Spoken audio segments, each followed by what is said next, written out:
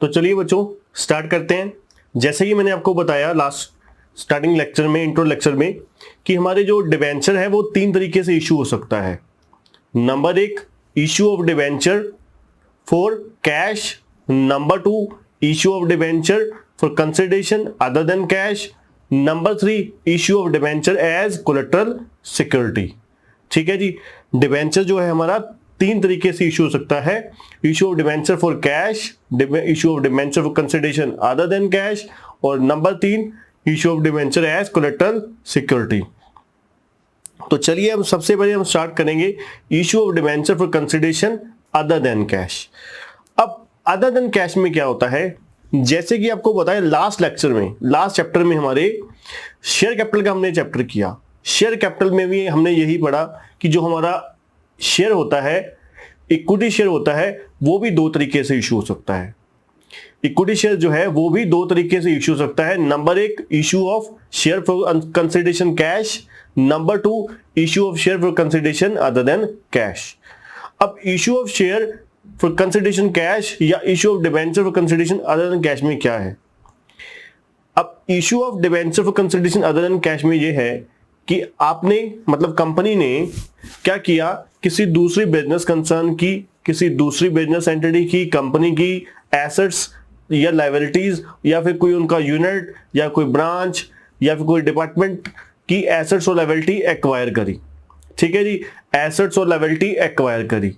अब ये जो एसेट्स एंड लायबिलिटीज हैं, एसेट्स एंड लायबिलिटीज हैं, इसका जो भी कंसिडरेशन बना, एसेट्स एंड लायबिलिटीज का जो भी कंसिडरेशन बना, इसको जो है किस में पे किया गया, अदर देन कैश में। अदर देन कैश से मतलब यहां पर है कंपनी ने क्या किया, अपने डिबेंचर इशू कर दिए।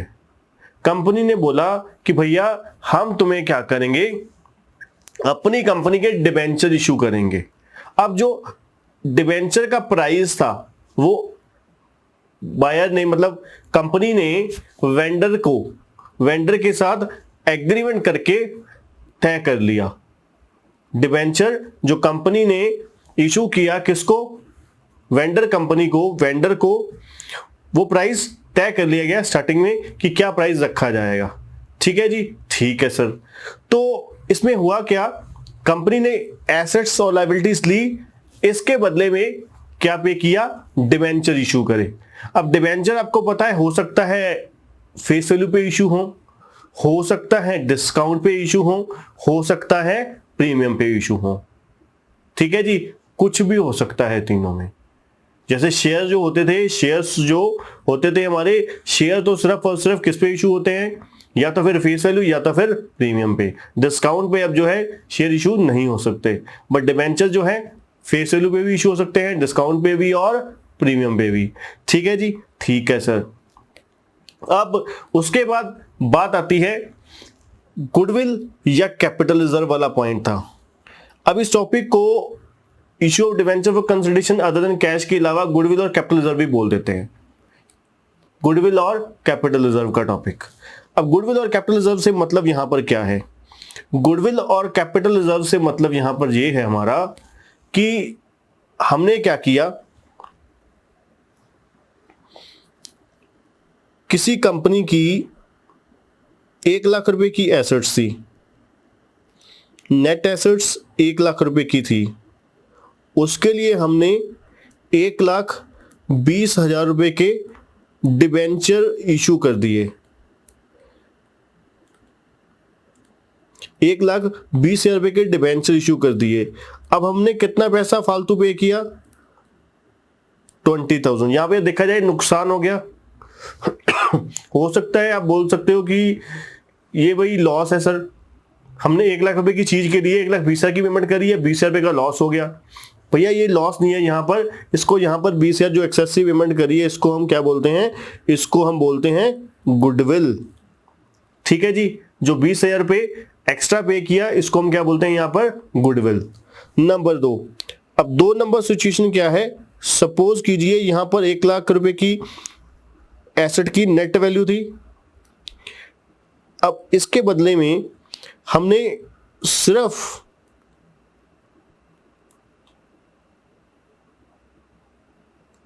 90,000 के डिबेंचर इशू किए। अब ये जो 10,000 रुपए का हमें क्या हो गया है, मुनाफा, बेनिफिट। अब 10,000 का जो मुनाफा हुआ है इसको हम यहां पर प्रॉफिट नहीं बोलते, यहां पर हम क्या बोलते हैं, ट्रांसफर कर देते हैं किस पे, कैपिटल रिजर्व में। मतलब कुल मिला के बच्चों अगर बात करें कुल मिला के बात करें, सारा का सारा टॉपिक एज इट इज किसके वाला है, शेयर वाला। जैसे शेयर में था वैसे ही 100% यहां पर डिबेंचर में है, कुछ भी नया नहीं है। ठीक, तो चलिए अब बढ़ते हैं फटाफट अपनी एंट्रीज की तरफ। एंट्रीज आपको पता है 2 ही एंट्री थी हमारी, वहां पर भी यहां पर भी 2 ही हैं, तीसरी एंट्री नहीं है, सीधी सी बात है, ठीक है ना, तीसरी एंट्री नहीं है यहां पर।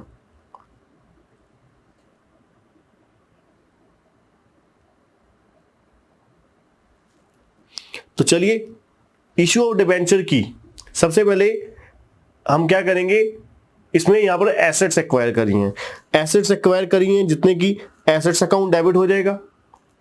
अगर लायबिलिटीज भी एक्वायर करी हैं 2 लायबिलिटीज हो जाएगा, और जितने अमाउंट पेबल बनी है, जितना अमाउंट एग्रीड हुआ है, जितना अमाउंट एग्रीड हुआ है वो क्या हो जाएगा, टू वेंडर। वेंडर कौन सी अमाउंट के साथ, जिसको आप क्या बोलते हो, परचेज कंसिडरेशन बोल देते हो, परचेज कंसिडरेशन या एग्रीड प्राइस कुछ भी बोला जा सकता है, ठीक है जी।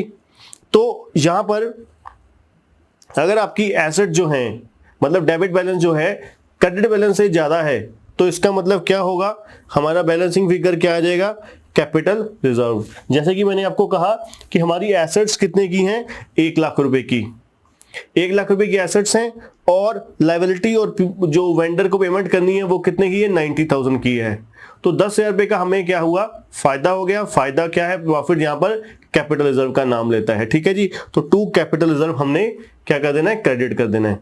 अब हो सकता है कि भाई हम जो एक्स्ट्रा यहां पर लायबिलिटी एसेट्स हमारी है 1 लाख रुपए की, और लायबिलिटी और पीसी की अमाउंट जो है कितनी है, 1 लाख से ज्यादा है।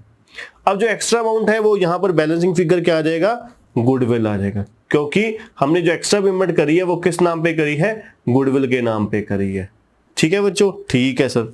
अब उसके बाद दूसरी और लास्ट एंट्री हमारी किस चीज की आएगी, इशू ऑफ डिवेंचर की, entry for issue of debenture की। इसकी सर क्या एंट्री होगी बच्चों, जैसे वहां पर एंट्री थी एज इट इज यहां पर भी वही एंट्री है।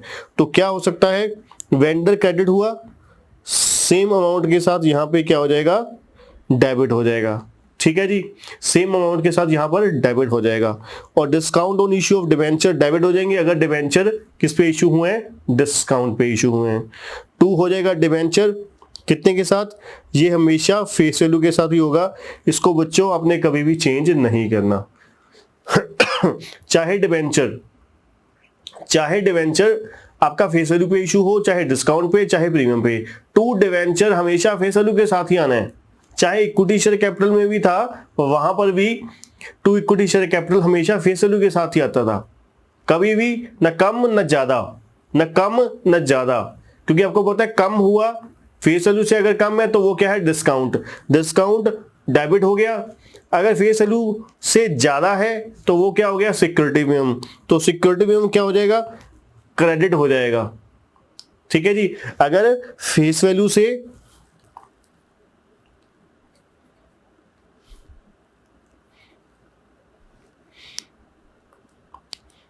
कम अमाउंट है, ठीक है ना, इशू प्राइस जो है फेस वैल्यू से कम है, तो वो क्या हो जाएगा, डिस्काउंट।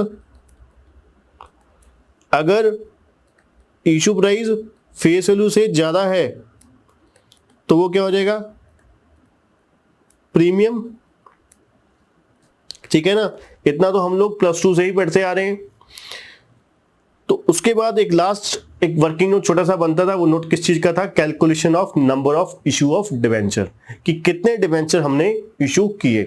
उसके लिए क्या वर्किंग नोट होता था, एक छोटा सा फॉर्मूला हमारा क्या होता था, amount payable to vendor divide by issue price of debenture, amount payable to vendor divide by issue price of debenture. ठीक है जी।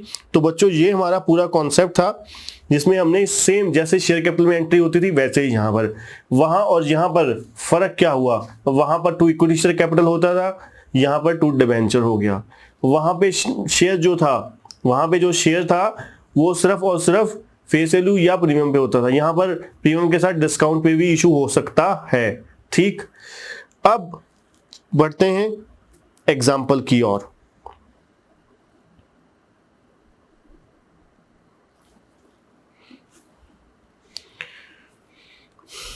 तो बच्चों चलिए फटाफट नोट डाउन करते जाइए। Example number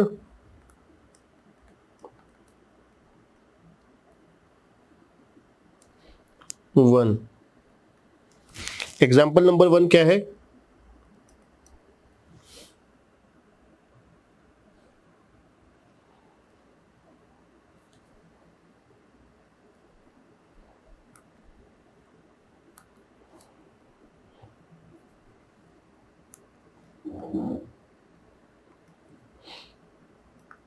X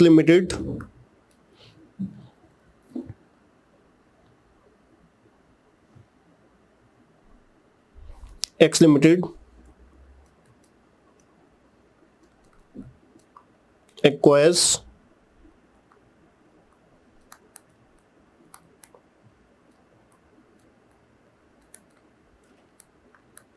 building worth rupees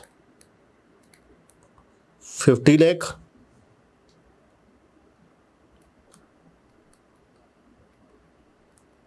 and plant worth rupees 10 lakh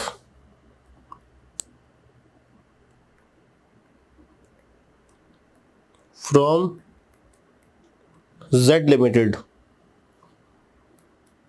ठीक है जी। X Limited agreed to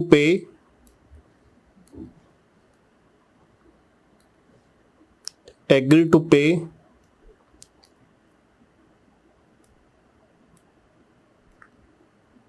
$55 lakh to Z Limited in form of debenture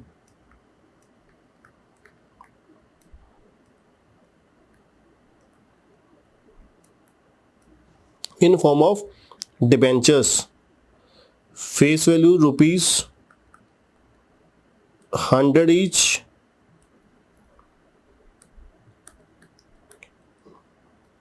issue at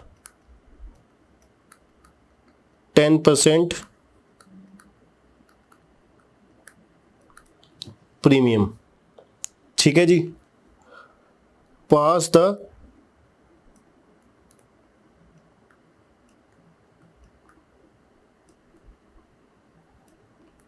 necessary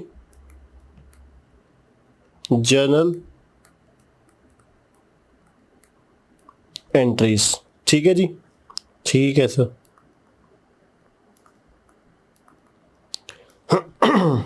यहां पर हुआ क्या है, एक्स लिमिटेड ने एक्वायर करी है बिल्डिंग 50 लाख रुपए की और प्लांट वर्थ रुपीज 10 लाख का। किससे? जेड लिमिटेड से परचेज किया है। और इसके लिए पेमेंट कितनी तय हुई है? इसके लिए पेमेंट तय हुई है 55 लाख की। और पेमेंट जो है किसमें पे होगी? डिस्चार्ज लायबिलिटी किसमें होगी? In form of debenture. Debenture की जो फेस वैल्यू है वो कितनी है? 100 रुपए है। ठीक है जी। डिबेंचर की फेस वैल्यू 100 रुपए है और कितने पे इशू होगा? 10% प्रीमियम पे इशू होगा। तो चलिए जर्नल एंट्री बना लेते हैं।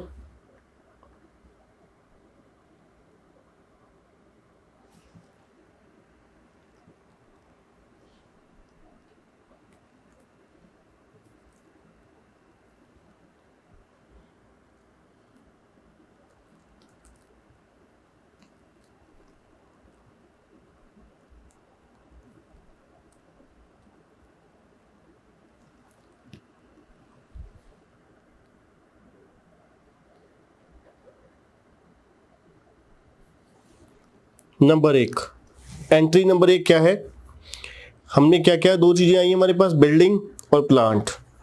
ये हमारा हो गया सर डेबिट, तो ये हमारा हो गया क्रेडिट। तो एंट्री हमारी क्या हो गई,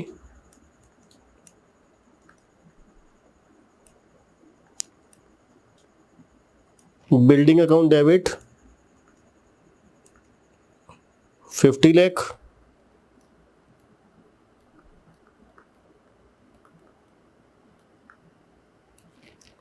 प्लांट अकाउंट डेबिट 10 लाख,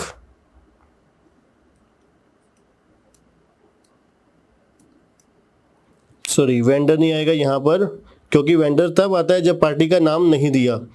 यहाँ पर हमारे को क्लियर कट जेड लिमिटेड का नाम दिया गया है, तो यहाँ पर हमारा आ जाएगा 55 लाख। अब जैसे कि आप देख सकते हो हमने 60 लाख की चीज के लिए, बच्चों हमारे पास एसेट्स कितने की आई, 60 लाख रुपए की। 60 लाख रुपए की चीज के लिए आप किसी को 55 लाख रुपीस पे कर रहे हो। 60 लाख की चीज के लिए आप किसी को 55 लाख रुपीस पे कर रहे हो, तो इसका मतलब है 5 लाख रुपीस आपका क्या हो गया, प्रॉफिट हो गया, बेनिफिट हो गया। अब बेनिफिट ये है कहां पे ट्रांसफर हो जाएगा, कैपिटल रिजर्व में।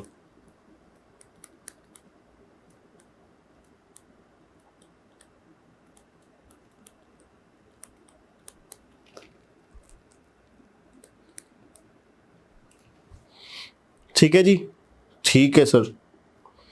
अब उसके बाद दूसरी एंट्री हमारी किस चीज की,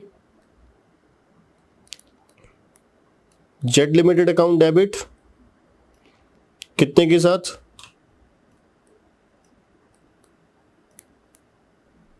55 lakh, to debentures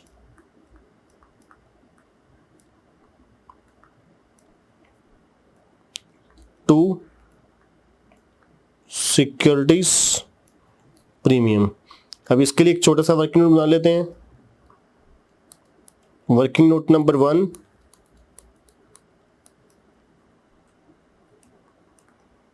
number of debentures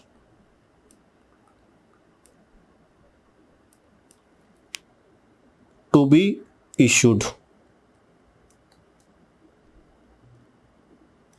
amount payable 55 lakh, और इशू प्राइस कितना था, 100 plus 10, that is 110।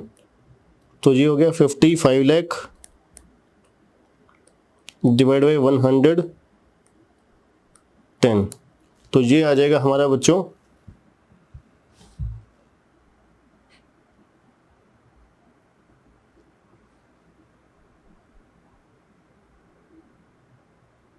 55 lakh divide by 110, that is 50,000। ये हमारे पास आ गई।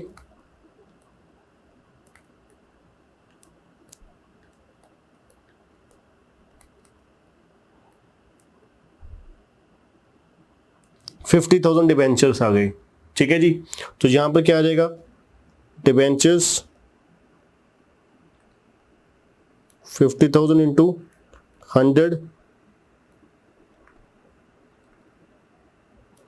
50 लाख,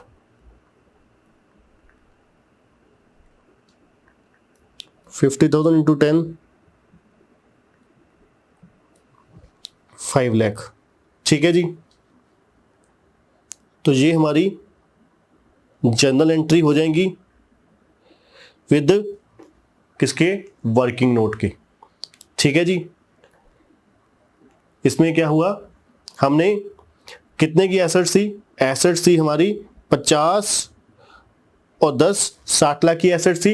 60 लाख की एसेट्स हमने कितने में एक्वायर करी, 60 लाख की एसेट हमने 55 में एक्वायर करी, 5 लाख का कैपिटल प्रॉफिट हो गया, जिसको कैपिटल रिजर्व में ट्रांसफर कर दिया गया। ठीक, अब उसके लिए हमने नंबर ऑफ डिवेंचर किस पे इशू करे, डिस्काउंट और प्रीमियम पे इशू करे।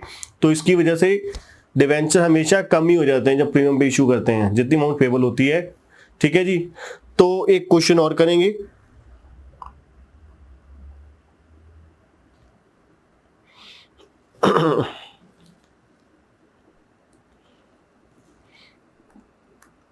Example number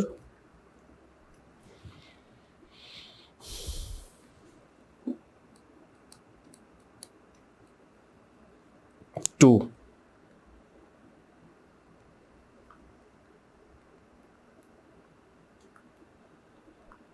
A limited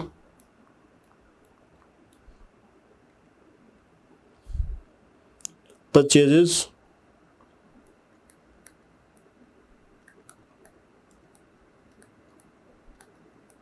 equipments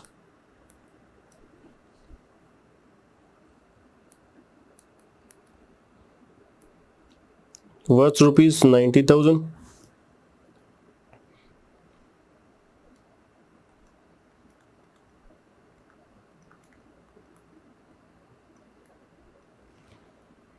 Furniture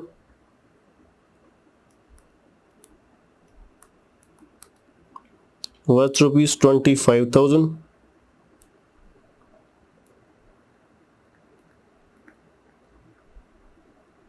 And creditor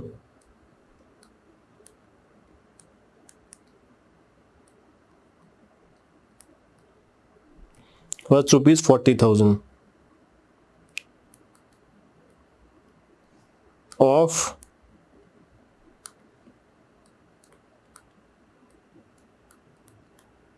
Z Limited.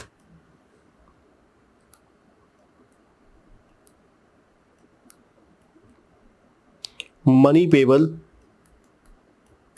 to Z Limited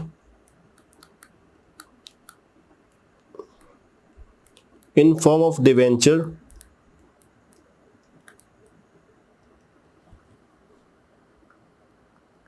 rupees 90,000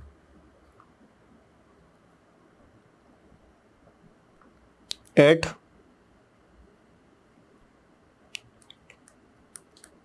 10%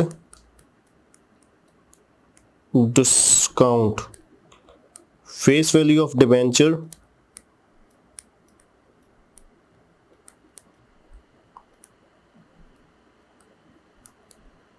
₹10।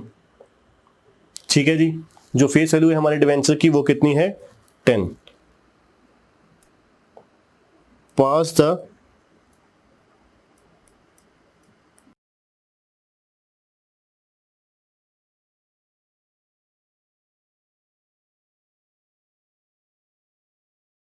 To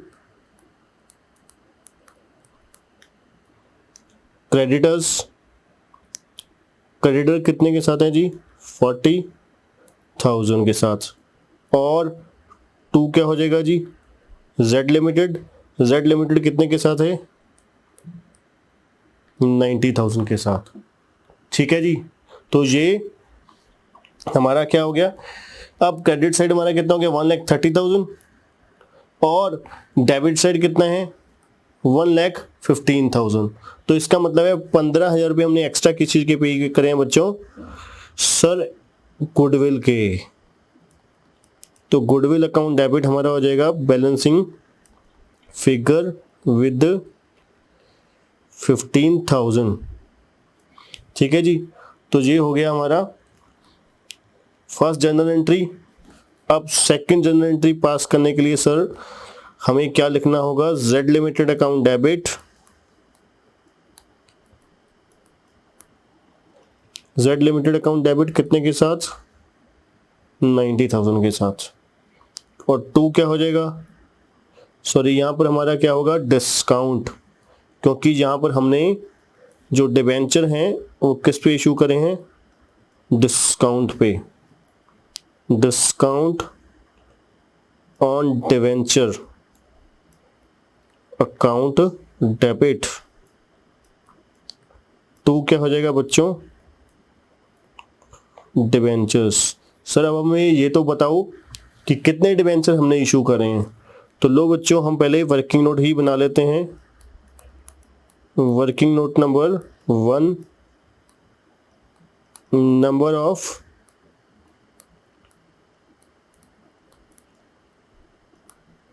debentures to be issued.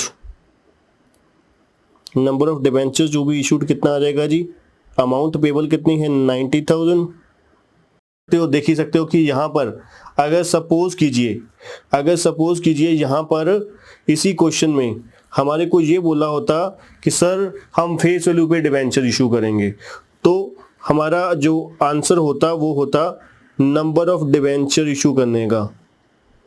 Number of debenture issue करने का क्या होता, number of debentures to be issued. Amount payable कितना था इस question में, 90,000, और face value कितनी थी, 10। तो सिंपल तौर पे आ जाता 9,000 डिबेंचर्स। तो इसका मतलब यही हुआ ना ही हमने कोई प्रीमियम पे किया है, ना ही कोई डिस्काउंट पे इशू हुआ है। ठीक है ना।